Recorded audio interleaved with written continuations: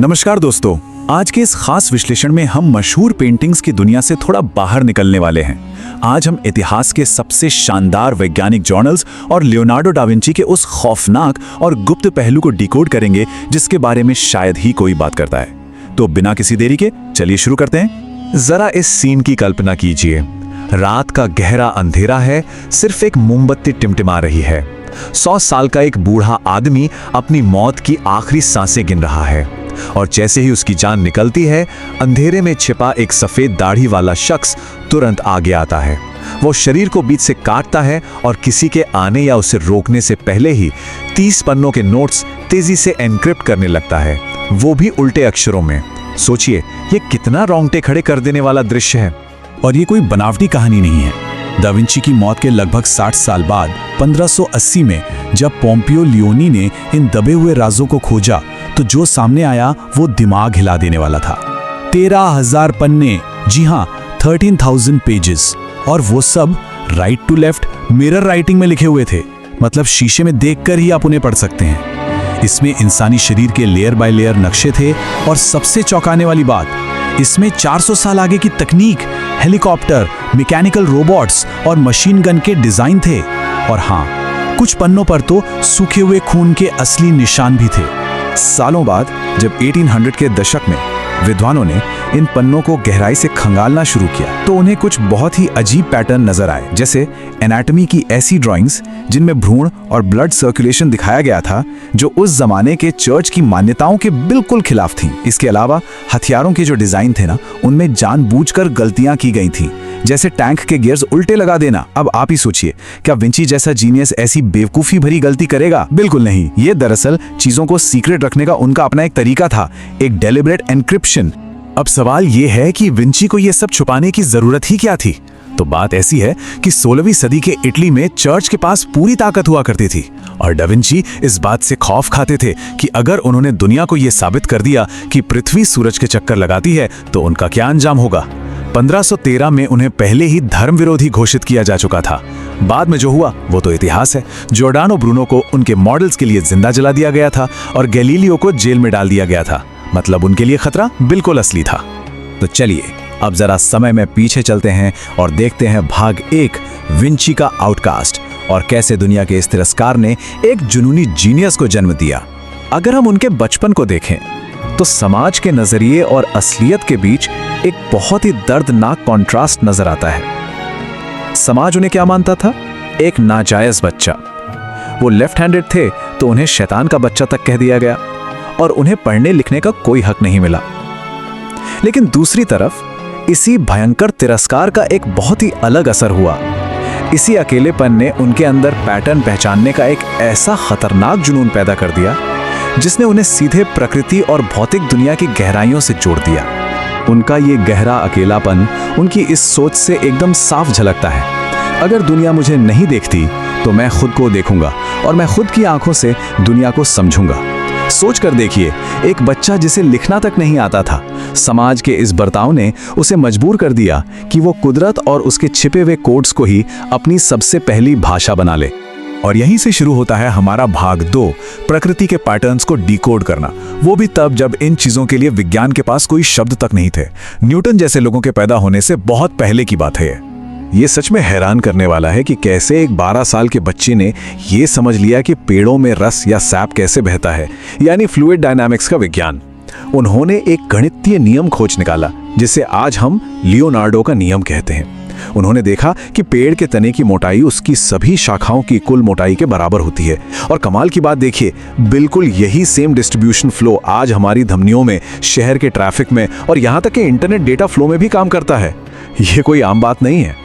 और सिर्फ यही नहीं, उस 13 साल के लड़के ने विंची के पहाड़ों को देखकर एक और चीज नोटिस की जिसे आज हम एटमॉस्फेरिक पर्सपेक्टिव कहते हैं।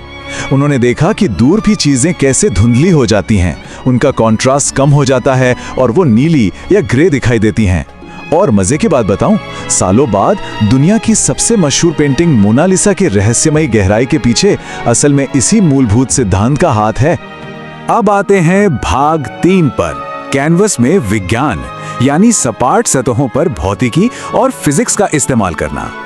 उनके टीनेज के दिनों का एक बहुत ही ऐतिहासिक किस्सा है। उनके मास्टर विरोशियो उनके आधे अधूरे स्केच से बहुत परेशान रहते थे। फिर बैप्टिज्म ऑफ क्राइस्ट नाम की एक पेंटिंग में युवा लियोनार्डो को सिर्फ एक देवदूत यानी एंजल बनाने का काम मिला, लेकिन उन्होंने उसमें विज्ञान और साइकोलॉजी का ऐसा तड़का लगाया कि वो इतना असली और गहरा लगने लगा कि उनके मास्टर ने उस दिन के बाद हमेशा के लिए पेंटिंग करना ही छोड़ दिया। ये साबित करता है कि विंची की कला सिर्फ मेहनत का नतीजा नहीं थी, बल्कि विशुद्ध विज्ञान थी। लेकिन 1476 का साल उनके लिए सब कुछ बदलने वाला था, एक विनाशकारी उत्प्रेरक की तरह। 17 साल की उम्र में उन पर फ्लोरेंस में एक बहुत बड़े अपराध का गुमनाम आरोप लगा। उन्हें भयंकर टॉर्चर या जिंदा जलाए जाने का डर सताने लगा था। किस्मत से वो मौत से तो बच गए, लेकिन इस घटना ने उनकी पहचान को अंदर तक झकझोर दिया। घृणा की इस दुनिया ने उन्हें इस कदर डरा दिया कि उन्होंने खुद को 4 साल के लिए दुनिया से काट लिया और अपनी पूरी जिंदगी को बस उन नोटबुक्स के पन्नों में कैद कर लिया। चलिए अब आगे बढ़ते हैं भाग 4 की तरफ, सच्चाई को चीरना और 1489 में इंसान की आत्मा की तलाश। अब उनका ये पागलपन एक अलग ही लेवल पर पहुंच चुका था। वो ये जानना चाहते थे कि इंसान की भावनाएं और आत्मा आखिर शरीर में निवास कहाँ करती हैं। इसके लिए उन्होंने मुर्दा लाशों को चोरी छिपे अपने घर लाना शुरू कर दिया। और आपको यकीन नहीं होगा, उन्होंने दिमाग को निकालकर जो सेरेब्रोस्पाइनल फ्लूइड की मैपिंग की, वो इतनी सटीक है कि 500 साल बाद आज के MRI स्कैन्स भी बिल्कुल वैसे ही दिखते हैं। सच में अनबिलीवेबल। उनके लिए मानव शरीर बस एक गणित का फॉर्मूला था, एक जीवित समीकरण। क्या आप जानते हैं कि सुंदरता को लेकर उनका क्या नजरिया था? उन्होंने खूबसूरती की एक पूरी ज्योमेट्री बना डाली। माथे से भौं तक नापिए, फिर भौं से नाक के बेस तक और फिर वहां से ठुड्डी तक। अगर ये तीनों हिस्से पूरी तरह से बराबर हैं, तो वो चेहरा खूबसूरत है।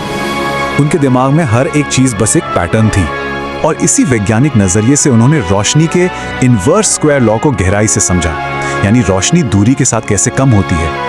और इसी विज्ञान का इस्तेमाल करके उन्होंने कला की दुनिया में तहलका मचा दिया। उन्होंने स्फुमाटो नाम का एक बिल्कुल नया इल्यूजन इजाद किया।